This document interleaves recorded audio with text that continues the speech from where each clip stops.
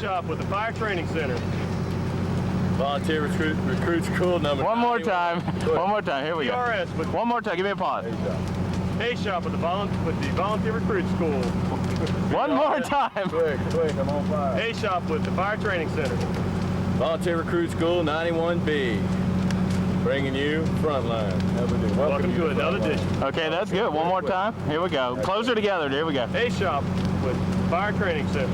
Volunteer Recruit School 91B house burning drill. Bringing you another edition of Frontline. We're out of here. Butter burn.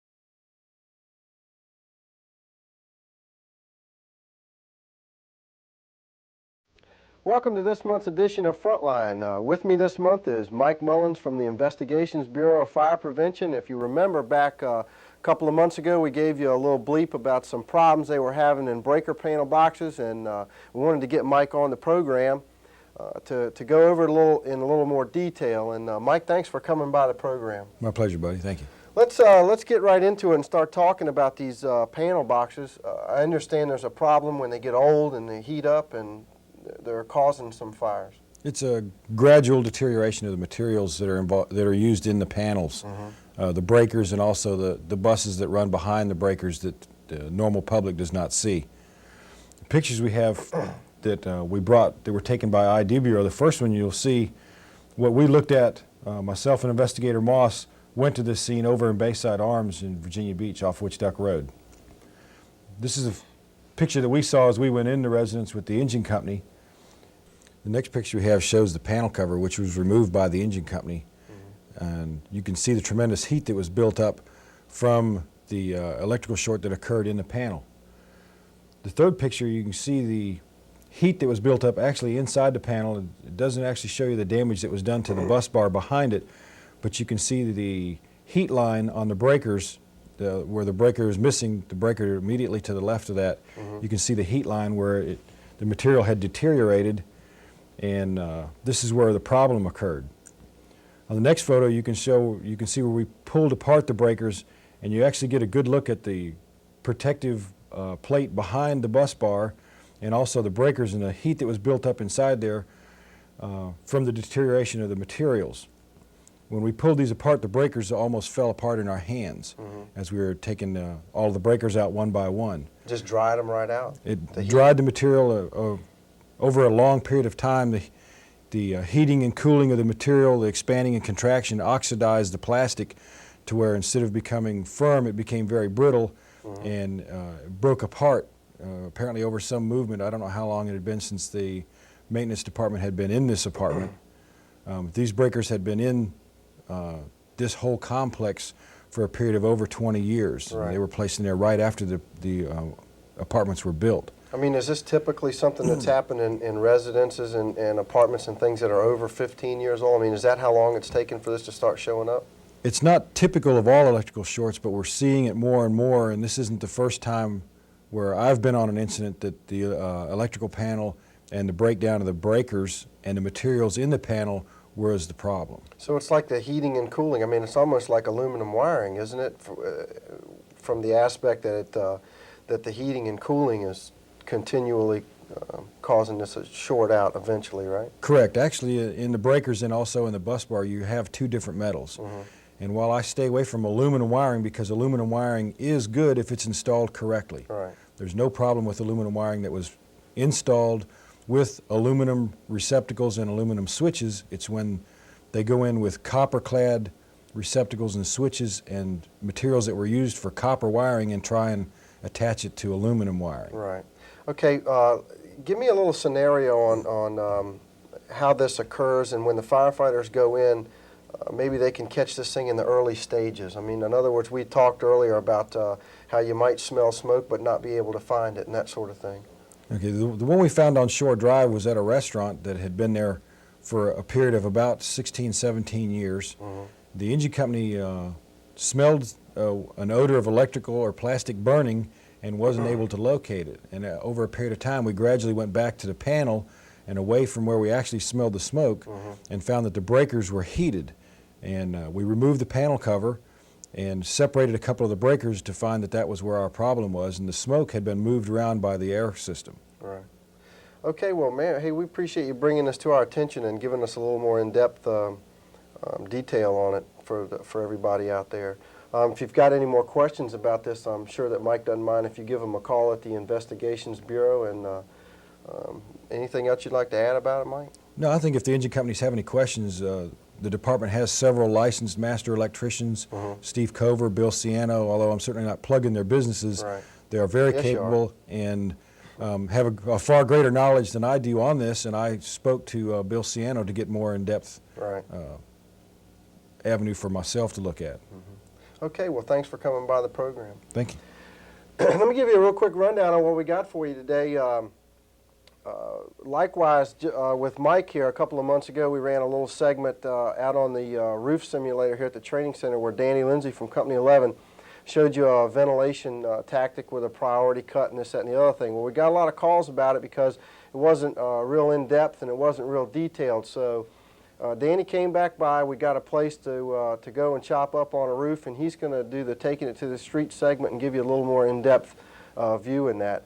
We're going to go by and visit the police helicopter, and the police department's going to tell us what they can do to assist us. They're going to show us the rappelling brackets that we have for the technical team to be installed so that they can use it for rappels. Doris Trant's going to come by again this month for the nutrition segment. We've got VBFD news update and bulletin board, and we're going to always, as always, close the program with Have You Ever Wondered with R.B. Alley. So, Mike, how about introducing the next segment with Danny Lindsay, if you would? This month's edition of Taking It to the Streets features Master Firefighter Danny Lindsay from Ladder Company 11. His topic this month is ventilation. Take it away, Danny. We're here today with the ladder crew from Company 11 just to give some recommendations on rooftop ventilation that has worked successfully for us in the past couple of years. We'll go over just general placements of ground ladders, locating and cutting your priority cut over top of your rafters, and you find out what type of material we're working on, and then go ahead and making our cuts. We're using the chainsaw today. We're still going to make our cuts so that the saw does all the work, and all we have to do is clean out with the pike pole. We don't have to use any axes on the roof, hopefully. All right, first thing we want to do is locate where we're going to spot our ground ladders at. Taking this into consideration, remember that our saws are made for right-handed people. When working on the roof, you will most likely be working on the right-hand side of your roof ladder. So when putting the roof ladder up, make sure you put it in the area that when you have to move the ladder to continue your cuts, you're not moving it away from your means of egress. You want to work as far away from your means of egress first and then move back towards your ground ladder while making your cuts. All right, once we've laddered the roof, put a roof ladder in place, we want to go to the peak, try to find a roof vent if possible to determine where the rafters are at. Once determining where the rafters are at, we make our priority cut, find out what type of material we're cutting. This determines how far down most likely we're going to have to cut. With plywood, we're going to have to go in 4-foot segments, and with 1x6 or 1x8, we can stop at any time we feel that we've cut the hole far enough down. So we want to know what type of material we're cutting for that particular reason. Another reason would be if we're on top of truss construction, this has been determined to be unsafe for firefighters during fire conditions, so we want to make sure we cut as fast as we can and get off and notify the command of what type of roof construction it is, because collapse could be a possibility at any time. And just remember that when you're working on the roof, when you're using the chainsaw, to please use the brake whenever you stop the saw to move around. Having the brake off is asking for an accident on the roof of somebody's limb to be cut off. One of the things we are going to demonstrate today is with the chainsaw is the way we cut the roof. We don't make a box cut like a lot of people are doing, just cutting 4 straight lines, connecting them together, and then taking the axe and beating them out. We're making individual cuts between the rafters and then just clean them out with a pike pole. All right, on our first cut, we are going to mark the rafters with some paint to give you an idea of what we're trying to accomplish here on this house. During a fire situation, we wouldn't use the paint to mark rafters. We would just find them with our priority cut.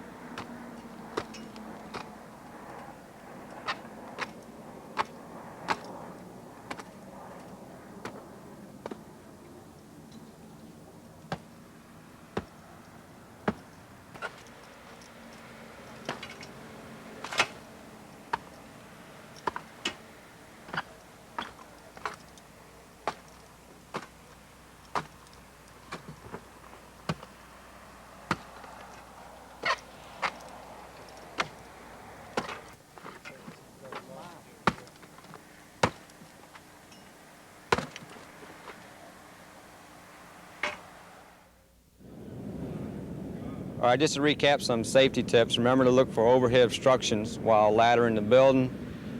Check the building out for stability, look for sagging, cracks in the wall, papery look to the shingles, all them things that you need to be aware of. Remember when using your chainsaw that you leave the brake on when you are moving the saw around. Try to always work from the hole that you're cutting back towards your egress ladder. Don't put the hole between you and the egress ladder. Cover line's great if you got the manpower, which we're always short of. And if you ever want to talk about it, give me a call at Company 11, or if you got some new ideas you want to share with me, I'm more than willing to take into account anybody's ideas. This is all we got from Bad to the Bone, Ladder 11. Back to you, buddy. Welcome back to the program. The next feature we have for you today is on the police department helicopter. Mike, have you ever had a chance to fly in that helicopter? No, I recently got to fly with Richard Stiles in the fixed wing on a prisoner extradition, but I've never flown the helicopter. Is that all right? That helicopter's available for our use in a number of different areas, and that's what we're going to talk about right now. We're down here at the heliport today with Cliff Monk from the police department, and we're going to chat just a little while about the police helicopter work and how we can assist each other. Cliff, thanks for coming by the program. Thank you very much for asking us. First of all, real quick, can you describe basically your responsibilities? What do you do for the police department? Well, the helicopter unit is basically in support of our uniform division. We have a normal police patrol, just like any other police vehicle, as long as the budget allows. And we respond to all felony in progress calls, lost children, fire calls when we're requested.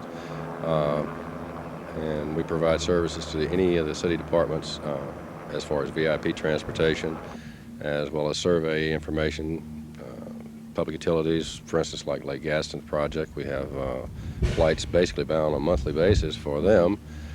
And we provide a lot of support for our upper-level management, city government for transportation. Is that right?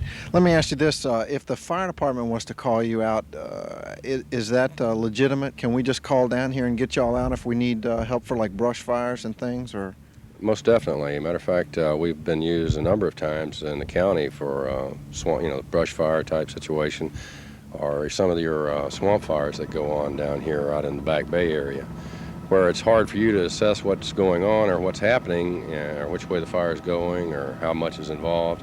We can take up your battalion commander or one of your senior firefighters to assess the situation so they can better fight the fire. Mm-hmm.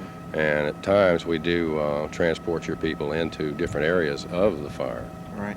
Cliff, let me ask you this. We have a landing zone policy when we land Nightingale, for instance, a certain set of procedures. Do we use those same procedures for landing the police department helicopter? Or if not that, what would you like us to do to assist you in landing? If you use the same procedures you use for Nightingale, it would be more than adequate for us, because we're actually a smaller ship than they are. And our pilots are more familiar with our city. And if you use the same criteria used for them as far as sights and selections and hand controls and everything else, it would be more than adequate. Okay. Real quick, maybe let's talk about the new rappelling program for a second. I know Battalion Chief Sergeant is busy trying to get that off the ground, and the brackets have been ordered. I understand that the rope has been ordered now. How far off do you think we are before we can get into that part of the program? Well, the rappelling program, we have the ship that's behind me right now. It's already set up for rappelling. We are in the process of certifying through the FAA for what we call a 133 external load or external use type certificate. But the program itself is basically going to depend upon our availability of aircraft. And at the moment we have one that's in maintenance overhaul. As soon as it comes out of overhaul, we intend to start our training with the fire department, our tactical teams, so that we can not only do rappelling from the helicopter, but also skid loading for our SWAT team, as well as overwater rescue. We do have that capability now with a rescue system that we have. We're going to do some long line extractions, and Battalion Chief Sergeant has already been involved in the basic planning of this and also setting up our training manuals, which are forthcoming. Cliff, thanks for having us down here to the heliport and filling us in on the helicopter program. If y'all have any questions or any comments, or I'm sure Cliff wouldn't mind at all bringing the helicopter out if you give them enough notice and giving you a tour. If you have any questions otherwise, they can call you down here. As long as we have the aircraft available, we're more than happy to participate with the fire department in their training programs and to see that all of your firefighters are familiar with our aircraft. Okay. All right, thanks, Cliff. You're welcome.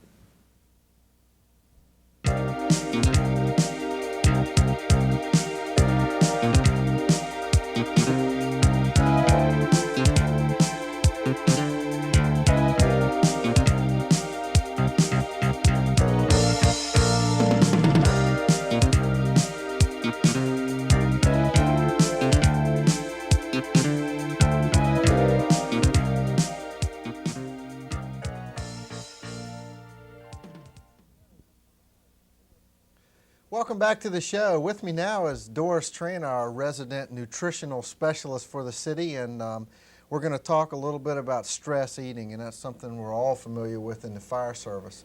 Doris, let me throw this to you, and you know, it's 10:30 at night, you've had a busy shift, you're kind of stressed out. The first thing you want to do is go in the kitchen, and, or at least I do, and make a big bologna sandwich or a hamburger or something to satisfy that hunger that you get inside. What can we do, I guess, to make responsible food choices to combat that? Well, there's several simple things that are basically kind of common sense things, and you know, part of it is understanding what happens to your body on that, and you probably know physically what's happened to it, but let's frame it up in terms of nutritionally what has happened to the body. And I'm going to come back to your answer on that, because it's a good question on what do I do when I'm hungry. What happens when the body's under stress? It's responding to that fight, flee kind of syndrome that we're just geared up, and you know, the body gets tense. You could probably describe how stress feels as a firefighter better than I can. What happens? You just get tense? You just get real tense, and you have to do something to satisfy that need to just do something. And you're very focused, and what's happening to the digestive system while that's going? All the energy is being diverted to the big muscles, and you know, to get yourself ready to engage on the task that you're focused on. But digestively, the body said, whoa, wait a minute, I need all the energy to go over here, and the digestive system just flattens and slows down. And all that energy is just redirected. So what you're looking for then is something that's easy to digest on the body, that is not going to be as difficult to process. That's going to be kinder, gentler to your system. Bush meal. What? A President Bush meal. Well, kinder and gentler. Yeah, I guess, but you know, one of the things that's missing on his meal is broccoli, and that's one of the things we definitely want to get back in the diet there. But obviously, when you come back in and you're back at the fire station or at home, doesn't matter. Long about 10:30, you're craving. You're hungry, and stress has kind of engaged a couple of things. You may be craving something really salty, or you may be craving something that is real sugary, fatty, you know, but you just want to eat real fast on that. And that's something that kind of challenge yourself and ask yourself, are you eating things that are high fat? You know, and I've got some choices here. Are they kind of high fat, high salt, and high sugar? Just that simple sugary thing. And we've got some things here, candy bars, a granola bar, chips and pretzels and things. And there can be some better choices out of this group than others. So it's not that you eliminate that altogether. It's okay to have that as a snack. But there are some other things you can kind of think about that you can incorporate in the diet. You know, one of the first things I would say to you is you know, long about 10:30, what happens after 10:30? You're going to get quiet, maybe you go to bed.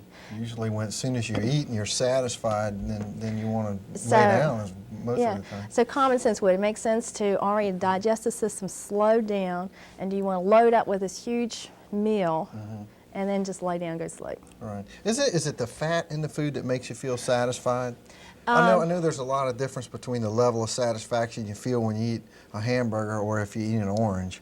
If you eat an orange, you might feel like you're not too hungry anymore, but you're just not satisfied. Yeah, there's a lot of research on why we crave some things. You know, if I have a tendency to be a diabetic, I'm going to crave sugar. If I have a tendency to more heart disease type health problems, health risk, I'm going to crave salt. There's some interesting research that as babies and infants, and you know, that some of us cultivate a flavoring, a tolerance over the tongue that soothes us, that creamy, satisfying texture on that, if you can think back on that. Like ice cream when you were a kid. Exactly, and most of those kinds of foods that satisfy that textured tongue there happens to be fatty-based foods, and something about that fat that's a real smooth emulsifier rolling over, so it's not a nutritional need that I'm craving, it's almost like a comfort. What do I need to settle myself down? Almost like the baby will use a pacifier or a thumb.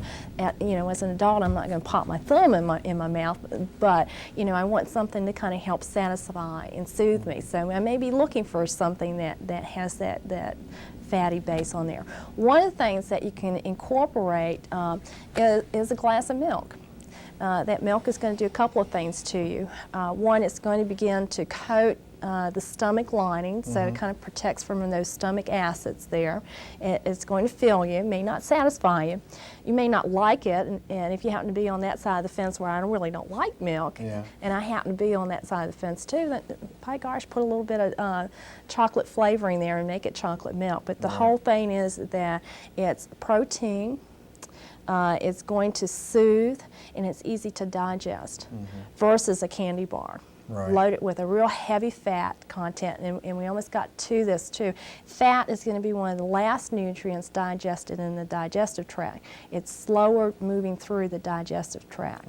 So I don't want as much fat. I want carbohydrates, complex carbohydrates, which means sugars and starches. Right. Haven't they kind of, you know, if I was trying to make a food choice, they've almost scared you, nutritionalists or calorie conscious people have almost gotten to be afraid of dairy products in general, like milk, you know. So, I mean, even if you're talking about 2%, I guess if you had a choice between a glass of milk or a candy bar, it's reasonably easy to make that decision. But then, you know, you might not even want to do the milk. You know, because of that dairy consciousness, I guess. I'm not quite sure what you're getting at. In general, there's lots of nutrition information out there. Unfortunately, not all of it's sound nutrition information. There's a lot of pieces of research out there that we're trying to understand, you know, how this body of chemistry responds to other foods, other chemistry that we put into it, and then everybody's different. So how does that apply to the general population? How do we tell you this is what your body needs versus what my body needs on that? So it's real controversial on that. The thing is, I think that the simplest thing and the thing that will keep you down in the middle ground and the safe ground is to remember the basic 4-food group, which is dairy and meat and breads and cereals, and fruits and vegetables. The fruits and vegetables and the breads and cereals, those beans, legumes, all of that represents your complex carbohydrates. And that's what we want to shift the diet more to the complex carbohydrates and lower in high fat or what I call empty calorie. You know, you might reach for a beer as something that would satisfy. You know, and under stress, you're looking for, we have a tendency to be, if we're underneath a high amount of stress, to become obese. We're getting high sugary fat things to satisfy us, or we may become alcoholics on that. So shifting here, there are a couple of choices that we can make. What is that good-looking thing there? I like that. Well, again, this is coming back from that dairy product to begin to soothe and coat on that, but we're picking up some grains and cereals there and some fruit. And all that is yogurt and granola. I just that's all it is some cereal, granola, yogurt. I like vanilla yogurt because I'm not a big yogurt fan, and some fruit. And you know, strawberries are accessible right now, but you could get any other type of fruit and put in there. But it's a yogurt crunch, real simple to put together, and it's real attractive. That's what I would encourage you at 10:30 to reach for if you need a little snack craving. Or it's a good thing to begin to start the day off or lunch. Soups would be another good choice. Again, it brings back some vegetables and carbohydrates, but you know, it makes it a little bit accessible and easier. A little bit better than a high fatty luncheon meat sandwich.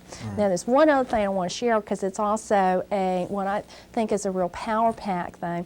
You mentioned, well, I'm not sure I want as much dairy on this. This is including the dairy on that, and it's including some vegetable fruits back in place of that. Are you ready? I'm ready. You said you weren't. You said you were not a cook. Yeah, but I used to be a bartender. Okay, and that's all you have to. You know, you don't really have to be a cook there. This is just starting off with a food blender. Julia Child at work. Yeah, this is a Julia Child Orange Julius with that. So if you reach down, we've got at your feet there some foods there. This is a 6-ounce container of orange juice. So just pop that in there. That ought to be kind of familiar to a bartender, right? Orange juice and what, orange daiquiri?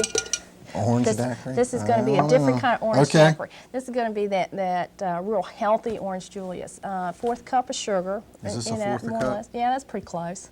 You don't have to measure this exactly. I got to drink this. Yeah. Okay. Cup of milk. Got that cup of milk all measured out for you. I don't have to put any granola in here. No. And then a 1/2 teaspoon of vanilla, and that's that green teaspoon there. If you and just measure that off on that. And At this point, you can dump your ice cubes in and mix it all together, or just pour it over a glass of ice cubes, so whichever way. Okay, and then, If we were to put about 6 eggs in here, Mark Maples might drink it. well, you could do that if you wanted to.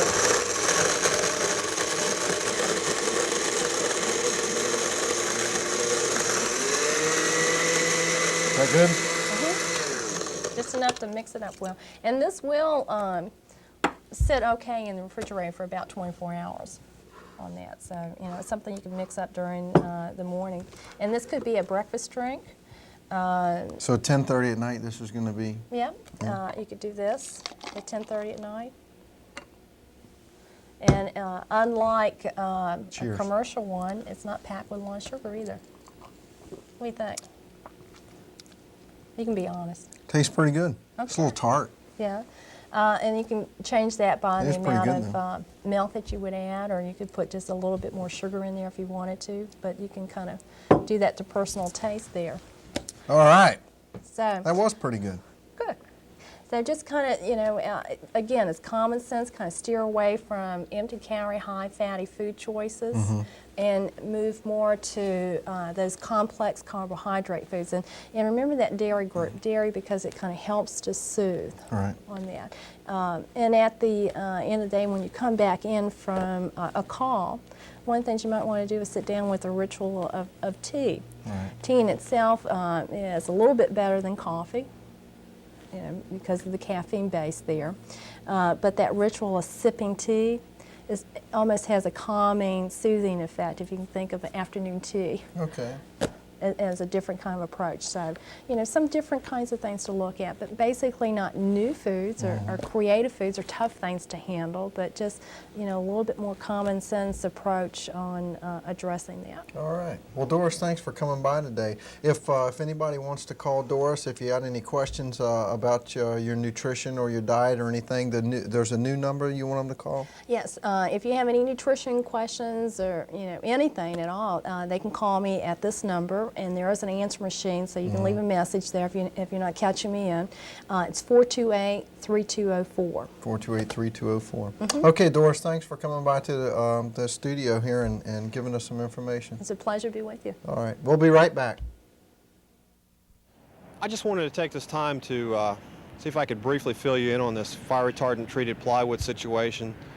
Some months ago, I talked to Bob Anderson, told him that there was a serious problem relating to the fire service with fire retardant treated plywood, and that the fellows in the field really should be aware of this.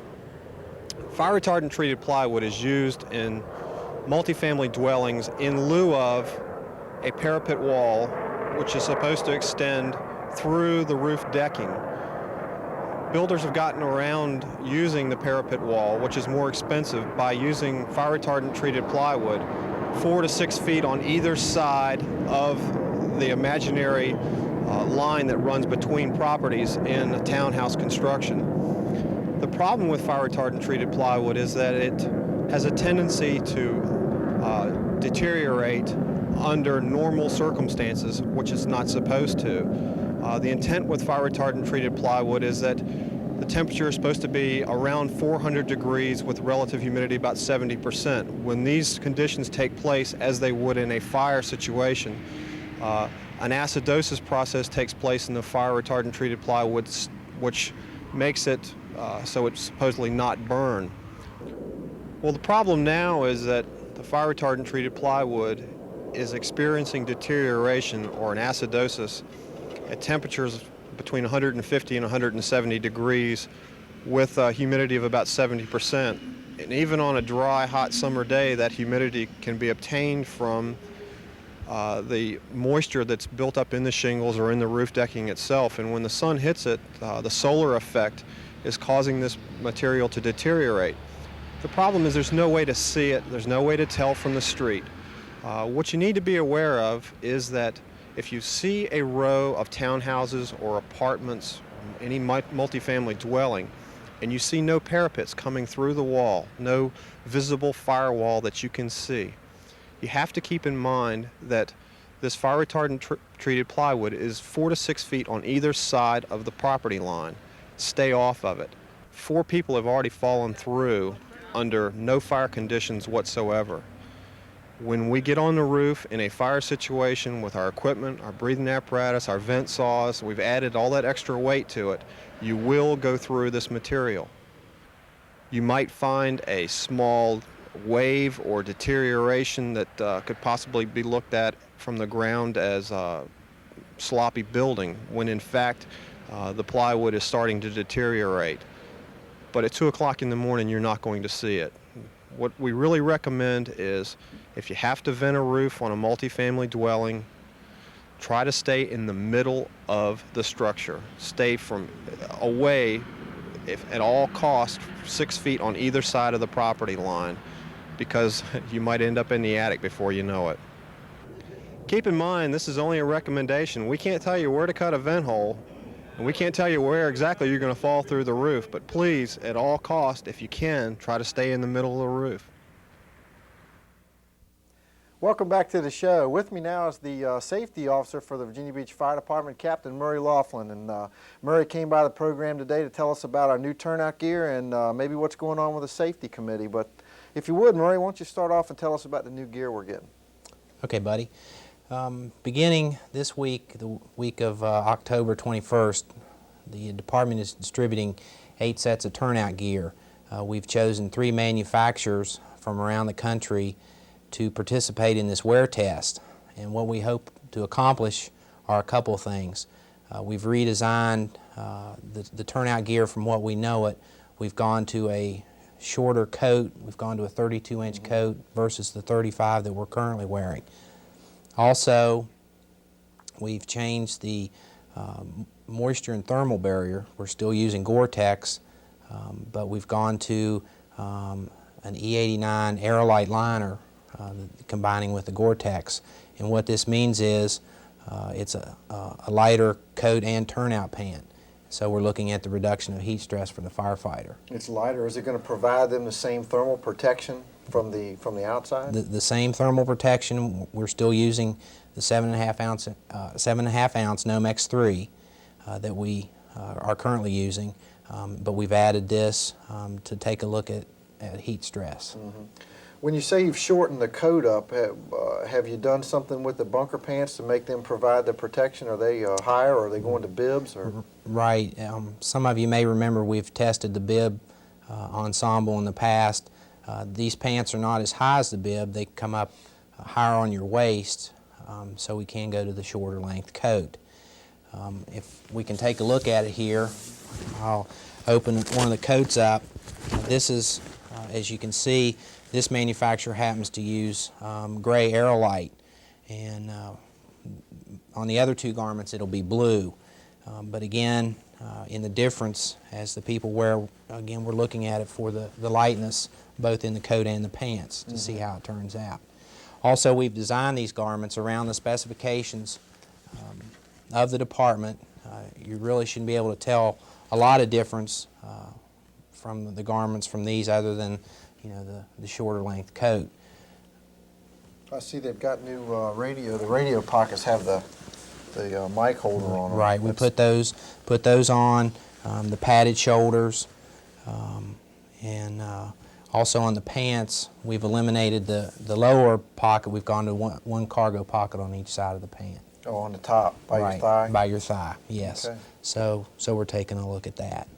All right. Well, Murray, thanks for coming by and showing us the turnout gear. Before you go, though, why don't you give us a rundown real quick on the safety committee? Can you tell us what's going on with it? Okay. The safety committee, we are continuing our quarterly meetings.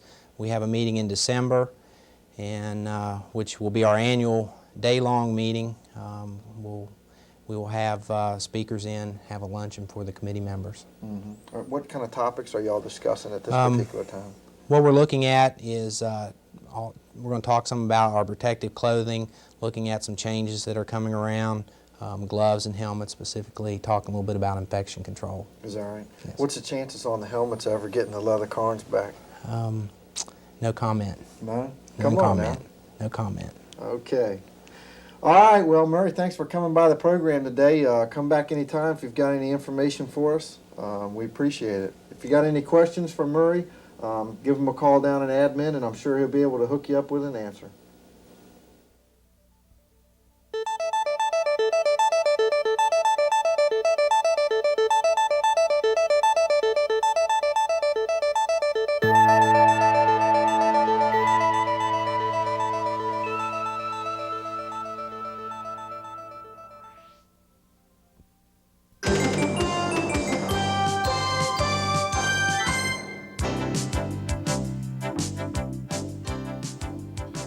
Welcome to Frontline News.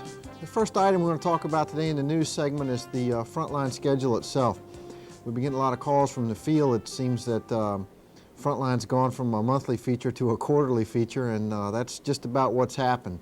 We've had to reprioritize what we do down here to clear our schedule up. We had a lot going on, and after the first of the year, we're going to do our best to try to get the features out to you monthly. If you have any suggestions or you'd like to come down here and help us do some of this work, we'd appreciate it, Bob and I would.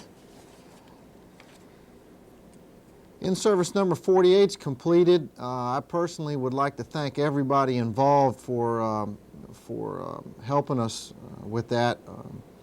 I heard a lot of horror stories when I came down here about doing in-services, but I can truly say that for the most part everybody in the department was real professional, and in-service turned out about as good as can be expected.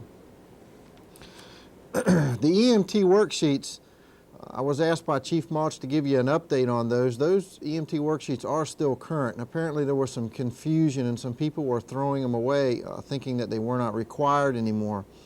They are an integral part of the EMT recertification process, and they are counted for hourly as far as our hours of credit enrichment. So please continue to do those. Continue to make sure that they're done correctly, and try to get them done in a classroom format instead of just a question and answer format. It's very important to the recertification process. When you come down to recertify, it's not going to be necessary that you bring them with you. That's going to be your company officer's responsibility to see that they're done, and then double check by the program managers when they come around for their evolutions. If you have any more questions about the EMT process itself, I know it's confusing, it's changed a lot, and believe me, it's taken us a long time to figure out how we were going to handle it too. The smokehouse outside, just to give you a little insight as to what happened there, apparently everything was approved last year. The purchase order sat on somebody's desk downtown, and there was some confusion as to what budget it was supposed to come out of, what monies it was supposed to come out of, and the story basically is that it didn't get done. It's been sent out on bids again, and we are going to try to have the smokehouse repaired and ready by the next company in service, or the spring company in service. All the new trucks are in the city now, the 3 ladders and 4 squirts. We had Gary come by. We wanted to ask him the update on the new trucks. Gary? Buddy, two of the trucks are in service now, Ladder 9 and Wagon 5. They have gone in service, and the other trucks will be coming online very shortly. Everybody keeps on wanting to know where their truck is, and Chief Carter's whole idea with this is to take our time, get the trucks right, and get them in service at a leisurely period of time. There is no rush to get them in service. Okay, thanks, Gary. I don't know if y'all are aware of the confined space video that was done not too long ago by Coastal. We took a big part in that, reenacting the Ponce incident. Coastal has won almost the highest award that you can get for an industrial video for that. It's kind of like an Academy Award, actually, for that particular feature. So we're real proud that we were involved in that, and they wanted to make sure that we thanked everybody out there who participated in it and made our department and them look very good. Uniforms, whether you're aware of it or not, Frank and Graham in the uniform shop and programs, there's still some confusion about how you exchange those and get uniforms. You don't have to fill out a 43 form anymore. You can just bring those down and they will exchange them one for one. On that same line, Loretta is here on Wednesdays, and she does all the sewing, and she'll do your alterations for you. She'll sew your patches. She'll make special features. about your turnout gear, or not necessarily your turnout gear, but special things you need to do your job, like pockets and carry-alls and things like that, or even if you need tools covered in the station. So if you need anything special like that, give her a call down here and she'll be happy to help you out. Well, that's about it for Frontline News. On the weekend of October 12th and 13th, 1991, the members of the Virginia Beach Honor Guard traveled up to the National Firefighters Academy up in Emmitsburg, Maryland. There we partook in the memorial service for the National Firefighters Memorial for the fallen firefighters, which numbered 105 in 1990. This memorial is a very moving as well as gratifying trip for all the members that partook in the memorial. We were assisted by members of the St. Louis, Missouri firefighters, as well as members from the Palm Beach Fire Department down in Florida. The major body of the members there are from the D.C., Baltimore area, and they are the people that run the memorial up there. The Virginia Beach Fire Department Honor Guard this year represented themselves by putting the wreath up at the memorial. We raised and lowered flags, and we ended and started the ceremony by partaking in the very large Honor Guard parade procession, which, as you have seen in the video, is very, very large in number. We will be going next year in 1992, the last weekend after Fire Prevention Week. If any member of the fire department or your family would like to partake in this memorial service, please contact one of the two co-captains for the Honor Guard, Captain Widener or Captain Wakeman. For that matter, you can contact any member of the Honor Guard, and we usually have a procession of vans and buses that go up there. The Fire Academy puts us up for the evening, and again, it's a memorial service that is well-deserved and heartfelt. With me now on Chief's Corner is Chief Kellum from Admin, and he came by here today to talk a little bit about the hydrant database system. And Chief, thanks for coming by Frontline. Certainly. I know to get started, I guess we'll talk a little bit about the hydrant database system. I know that the guys started on this last year, and it's in the process now of just coming back out. Coming back out, we took the information that the field generated last year and tried to get that re-entered to update the information. We had a couple of hardware problems that did create some problems for us, but we're back online. We think we've got everything squared away, and what we want to do is now do another revision. Mm-hmm. How exactly is this going to help us in the field as far as the hydrant system goes? Well, what our intent is to have information available on the computer instead of having to do it by hand on cards. Mm-hmm. In addition, the same information is going to be available through our computer network to public utilities. And with the additional information that they can provide us on line sizes, main sizes, valves, flow information, then there's going to be a lot more information available to the people in the field. Mm-hmm. How exactly are they going to be able to utilize this information? They'll be able to access it, I guess, by their computer, but they won't be able to change all of it, only certain parts that they're Only certain elements of information are going to be changed. The two major ones are the upper service, which are the normal service of the hydrants that the companies are doing, and the painting dates. Mm-hmm. And those are the two dates that they'll be able to change directly from the field. Right. Same thing with utilities. There's only going to be certain information that utilities will be able to change from their computer terminals. Everything else would be maintained at Fire Admin and changed by somebody on the staff, adding hydrants, deleting hydrants, that sort of thing, right, in order to have some control on the system. I see. I understand that last year a lot of work was done on it, and some of it was kind of misplaced or lost. Or well, it wasn't misplaced, but what happened with the hardware problems we had with the computer network, some of it just got lost in the system. Right. And because of that, when this information gets back in the field, it's going to look like some of things weren't done, and they were done, but we couldn't disseminate what had been included and what hadn't been. Right. So we're going to need to redo a little bit. And it's only probably 20 to 25% of the information that was out there, so it's not a major undertaking. What exactly are we shooting for a goal date to have this thing? Well, I understand obviously it's going to be updated continually, but to have the majority of the package done, what are we looking at for a goal date? We'd like to have it on the network, to be accessed by the companies sometime next fall. And that's the general goal date that we're shooting for. To fully implement it, to have all the information from utilities on there, we're probably looking at 24 to 36 months. Right. I know while we're talking about hydrant maintenance, we've kind of gotten away from a lot of the older fellows will be able to relate back to the 3 phases that we were going to do in our hydrant maintenance system, and I guess we've kind of gotten away from that. We've gotten away from it. It wasn't being implemented, and so now we just want to basically keep track of the hydrants that we've got out there, keep them serviced as far as from the ground up, the parts that we can service, and make sure that they're maintained, painted as necessary. The other internal service, then utilities, has got 2 crews now that they're going to be having in the field that'll be doing internal service, servicing the valves and that sort of thing. And they'll be devoted primarily just to hydrants? Just 2 hydrants, that's correct. Yeah, that'll be great. Okay, I guess the information will be coming out in the field shortly. Right after the first of the year. That's to get that out, and then one of the things that we want to stress is that we know that some of the information that goes to the stations with the change in station boundaries here recently is not going to be accurate. That's one thing we want to get updated, is what stations are in what hydrants area.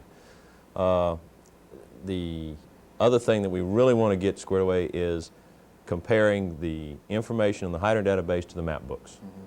If you compare certain map coordinates to the hydrant database, the map page may have 3 or 4 hydrants on it, and the database only shows 1 or 2. Well, we've got to get that correlated. The other thing would be is if there are hydrants listed that aren't in the map book, then we need to let Steve Rosa know so that he can get the map book updated. Right. So it's a 2-fold process. Okay. Well, good. At least we're moving on with it. That's the important thing. Well, Chief, thanks for coming by Frontline today and updating on us on this. And come back anytime you feel like you want to. I'm sure with the budget coming up, I'll be back real soon. Okay. Thanks.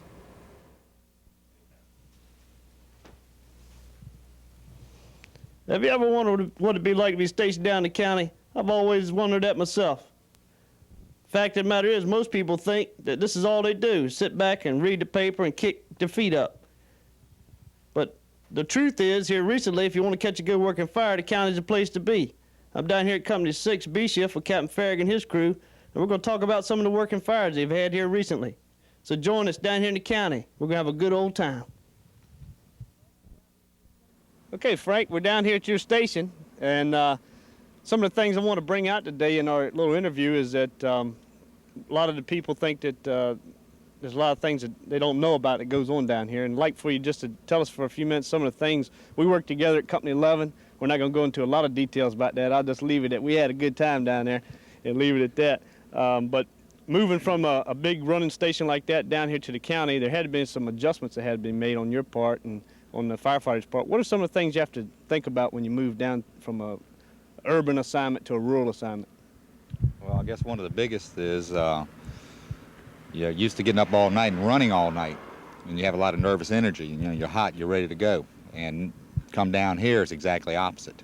But usually down here, if you get a hit at night and you go out on it and it's a job, then you have got to perform twice as hard because you're not used to running as many calls as you did when you were at 11. Of course, you can see right here, we've had numerous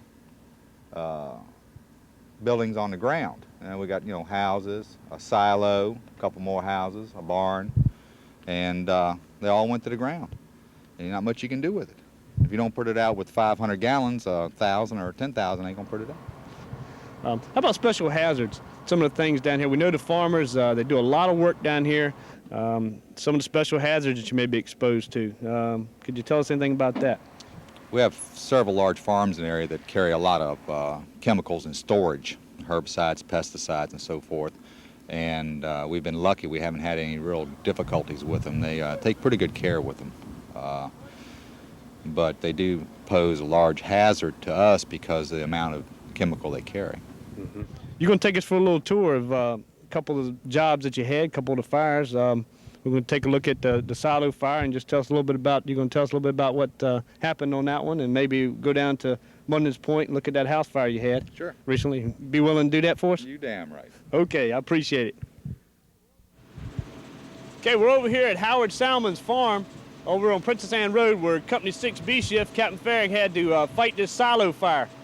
Frank, can you tell us a little bit about what you had when you first got here and some of the problems that you ran across? Well, number one, it wasn't only me here by myself. There was a bunch of damn people here. Let's get that straight. Yeah, absolutely. And everybody did a great job. It was very tiring. It wasn't so much physical exercise, but it was a long period of time where we had to be on the scene. Came in around 12 or so, and we left here about 9 o'clock that night. But as you can see in the background, we've got the silo with the messed up tank top. That's the part of it that raised up when it exploded from the gases off the beans. It did quite a bit of damage to it. They haven't got an estimate yet from the insurance company of how much damage it did. It was about 6,000 bushels of beans in the tank that were damaged. They were burning approximately 2 weeks prior to us arriving on the scene. And they were all a total loss, somewhere around $50,000 worth.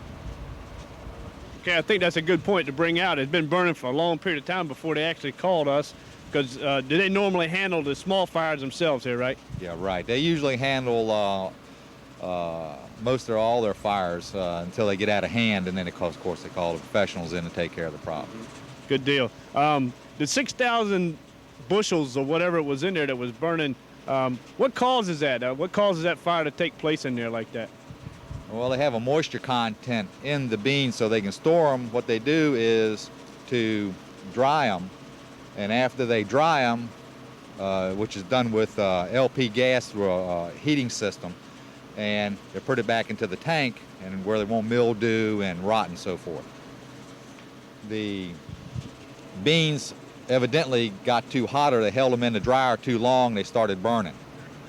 But understand, these beans were done over on the eastern shore, and they were brought over here and put in this tank for some reason. And evidently there's something wrong with the dryer on the eastern shore.